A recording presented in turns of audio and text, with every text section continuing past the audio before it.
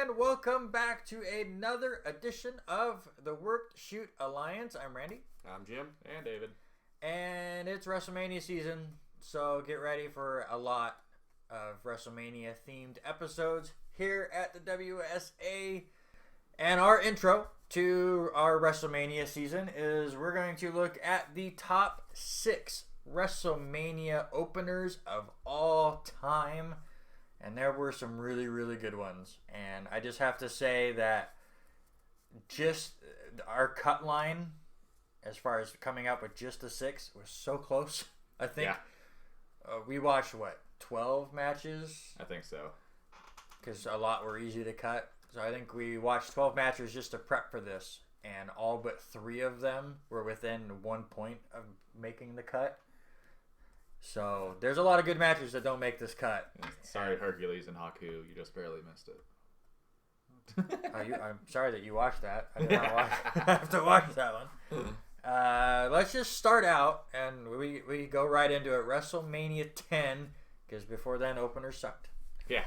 And kind of for a long time after that, apparently, too. But this was a big one. And spoilers, this is a 2-match race as far as what number 1 is. This is one of them. The Battle of Brothers, Owen Hart versus Bret Hart. It went 20 minutes, 21 seconds, got 4 3/4 stars from Meltzer. Owen Hart picks up the win in surprising fashion, as this was a match that's kind of thrown together. Well, storyline had been building as Owen Hart kind of turned on Bret at the Royal Rumble and stuff, but like wrestling psychology wise was just thrown together because, well, Luger and Bret had both won the Rumble, so they both get to face Yokozuna. So it's going to be Yokozuna versus Lex Luger because he won the coin toss. Yeah.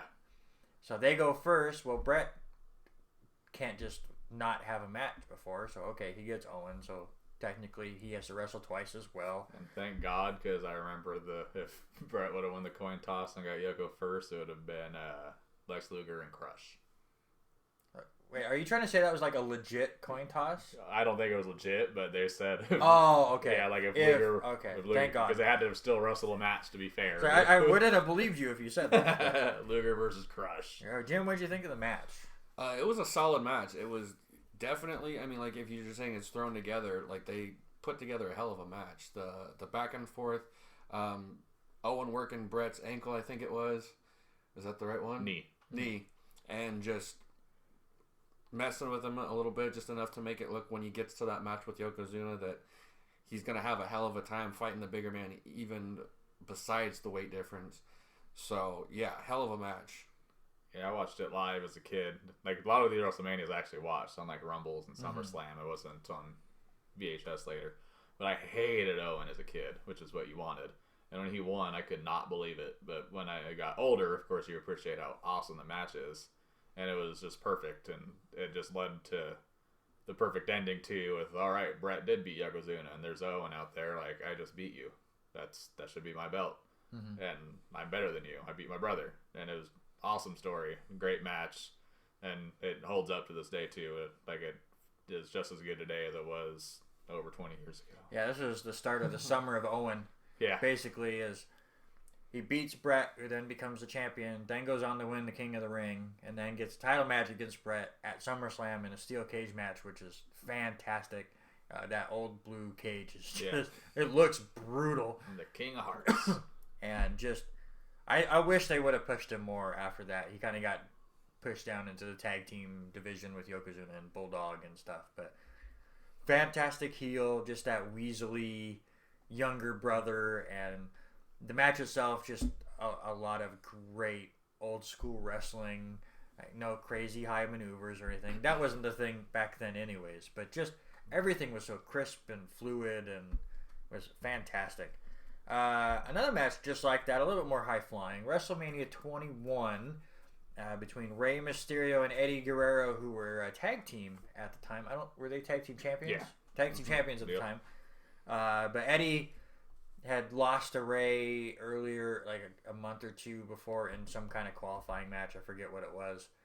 And I think it was Chavo was just poking the stick, going, man, you just can't beat Rey. You've never beat Rey.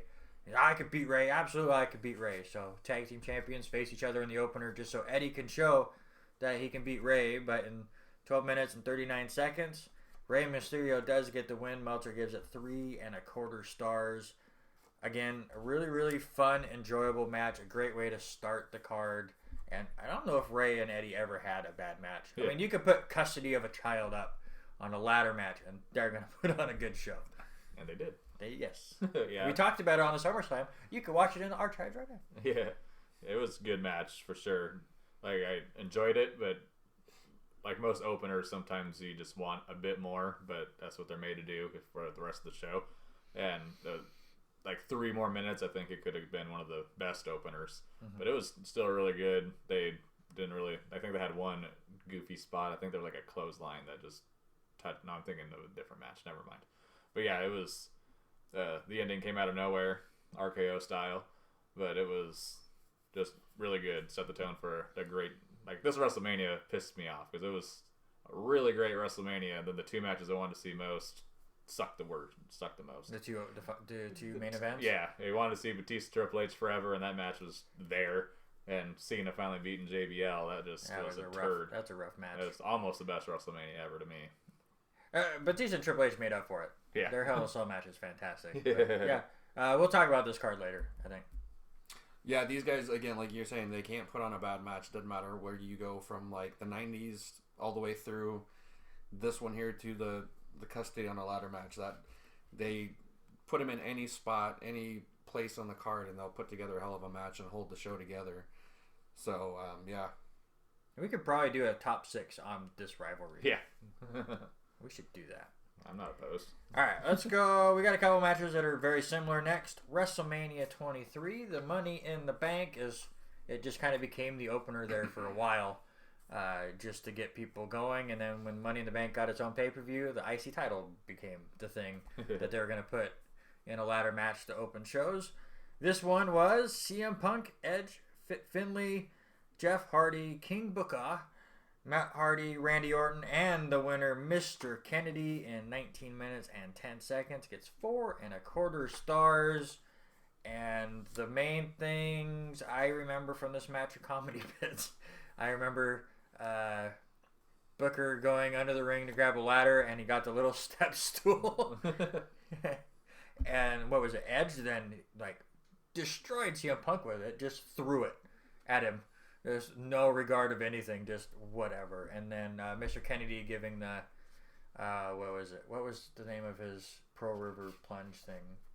I did like the flipping Samoan drop. Well, I can't. What did he call it though? I mean, the Lambo Leap or something. Something like that, yeah. But he doing that on Hornswoggle from the ladder was really good. Brutal to watch. This one I mean, again, it only goes 19 minutes. It felt way faster than that. There's so much action involved in that. It was really good. Yeah, Kennedy loved him. And, yep. Even though I noticed he didn't do tons until the end when he won, which is probably why he won. Strategy in a real sport. But anyways, yeah, it was action from the start. I cracked up because I forgot it was King Booker. So when he comes to the ring, I think it's William Regal's entrance or something like that. I was like, oh, never mind. That's King Booker. All right. But yeah, just really good, entertaining, and just it was pedal to the metal for a while. It was just a good trainer. There wasn't anything really all that dangerous other than, wasn't that when Jeff Hardy decided to kill Edge? Yes. But yeah, other than killing Edge on that. Oh, that's right. Yeah. Costing himself the match, but at least I'm just glad JBL called him out the whole time. I hate when they don't, but You're stupid, Jeff. Just win it. Again, another one of those fantastic matches to open the show with. Money in the Bank, always exciting and entertaining. The stipulation on the line, you get the contract and the briefcase, as everybody knows. It just couldn't have been... For a 20-minute match, it was pretty solid for an opener. Let's go a couple years later. WrestleMania 25. Money in the Bank again. Christian, Finlay, Kane, Kofi Kingston, Mark Henry, MVP, Shelton Benjamin, and your winner for the second straight year was CM Punk. Only goes 14 minutes, 24 seconds, gets 3.75 stars. Jim, what'd you think? I was a huge Punk fan when he was in WWE, so it was awesome to see him win it. Again, in a lot of those crazy stunts, you get usually most of these matches has one big guy, and so it was kind of weird to see the one before that where the big guy was Randy Orton. Oh yeah, Like it just doesn't seem like he should be the tallest guy out there. But and then you get Kane in this one, and Kane always has some killer spots in this. Kofi Kingston as well. Shelton Benjamin always puts on a good show in these Money in the Bank matches. Yeah, so damn good match. Yeah, Kofi had that spot with Mark Henry. Mark Henry's favorite. holding on to the ladder, and Kofi just starts scaling it while he's holding him. Yeah. Like Mark Henry just going, no. Yeah. I don't think so. Didn't he try to catch him when he let go of the ladder? And, Oh yeah, he tried to do the world's strongest slam Yeah. and then had to pick him back up. yeah, And it was, still amazing spot. I just loved Kofi. Like, all right, I'm just gonna climb this up. Yeah. Now. And Henry being able to hold the ladder that long, that was great. Yeah, this was pre-Kofi doing Royal Rumble saves. He was doing crazy ladder spots. Yeah. And Punk winning again too was a big surprise at the time because like he won it the year before, so and they didn't really execute that very well. So it's like, all right, let's do it again. Right.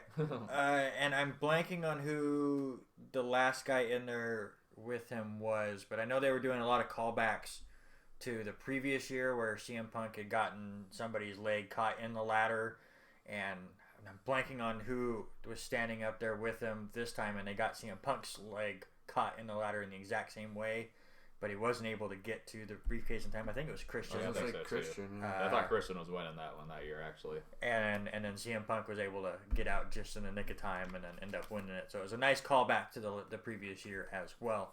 Doof, this is going to be the battle, I think. Yes, it will. For the top two.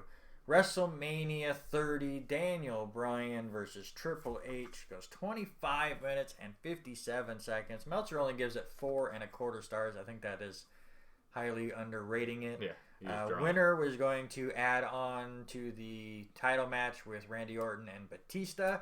And of course, Daniel Bryan gets the win, goes on to win the championship in the feel-good moment before having to, unfortunately, relinquish it 2 months later with his neck injury. Or was this the concussions one first? That was a neck first. Yeah. What'd you say? What'd you think? Amazing. It was the perfect story, the natural story of the crowd wanting Daniel Bryan to win it, and Triple H was the one to help start the screw job after SummerSlam to get Orton to cash in on him. And the match, the crowd from the start, they were ready for this match too. And I think Stephanie played a great role in this the whole time. You're just a B+ player, B+ the whole time. Just knew Triple H was gonna win. And her, like when Triple H, I remember when he hit the pedigree the first time, like it was set perfectly. He's like, crap, actually not gonna let him win. Oh, he kicked out. And the pedigree is not really kicked out of very often. So it's like they knew that was going to help Daniel Bryan later on too. And when he finally hit the knee and pinned Triple H, Stephanie's reaction was priceless. The crowd ate it up perfectly and just epic. There wasn't anything wrong with the match to me. Yeah, I mean, people don't give WWE enough credit for this storyline, and to be able to, they did it again with Kofi last year, where the crowd support became so much that they're like, okay, we give in. But they had built, like you said, they built it up so great with SummerSlam with the tease where he wins the title and then gets screwed out seconds later, and then they kind of do the Bebop's player for a little bit, and then I don't know if they just didn't like the reactions they were getting and went, okay, well, we tried and it's not working or whatever, but then moved them on to the Wyatts for a while, and the crowd really hated that, especially when he wasn't even in the Rumble that year, because he was in the match with Wyatt.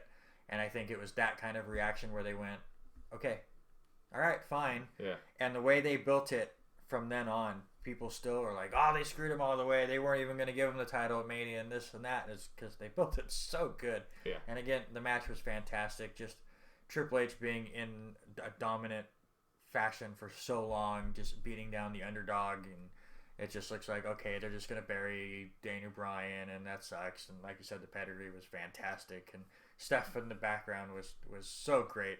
It's a very, very well done match. And then again, adding that to the main event where he's able to beat Orton and Batista and get Batista to tap. It was a fantastic night and one of the better Manias just because of those two matches. You guys pretty much covered it all. I mean, it was... There's not a whole lot left to say. Daniel Bryan was the underdog in that Mania. He was the underdog for the longest time. And they couldn't have, again, natural storylines to me, I think, are some of the best ones that you can come up with. That when the crowd wants it and the crowd feels that it needs to happen. Yeah, like the Edge and Matt Hardy thing. Yeah. Back in the day. Oh, that was just let them go out. It was rough because it was true behind the scenes, but yeah, the crowd just tore that one up too. All right, let's go to WrestleMania 34 for the Intercontinental title. It was Seth Rollins versus Finn Balor versus the champion, The Miz. Goes 15 minutes and 35 seconds, 3.5 stars from Meltzer before Seth Rollins became another Grand Slam champion, winning his first Intercontinental title after coming out as a White Walker. He was doing that whole Kingslayer gimmick and just added on to his Game of Thrones stuff. It was still really sad that it was not Demon Finn Balor, but apparently the WWE just hates that gimmick. Some WrestleMania will get it. It won't. I don't know. I don't. I'm sad. I doubt I see it. Oh, I didn't see it. I guess at Takeover. We're recording this a week before NXT Takeover. I doubt I see Demon Finn there too. But whatever. What do you think of this match? This was, again, another one of those hot matches to start off. A triple threat can go one of two ways. It can either be super exciting or it can be boring as all hell. And these guys, all three of them put on a hell of a show. You know, The Miz, for what he was when he came in, he's a phenomenal wrestler now. He's got that whole thing down. He was the heel at the time. And then you get Finn Balor coming in there who can just damn near do anything. And then Seth Rollins on top of that was on such a roll at the moment, and it was a hell of a match. The finish with Seth coming off, hitting the frog splash to break up the figure four, and then throwing the stomp and just gets the pin. It was killer match. Yeah, it was really good. Like something about the Miz, like his singles matches could be fine, but something about him in multi-man matches, they're just really damn good. Then we had a 4-way in like Extreme Rules or something. It was like one of the best matches of the year.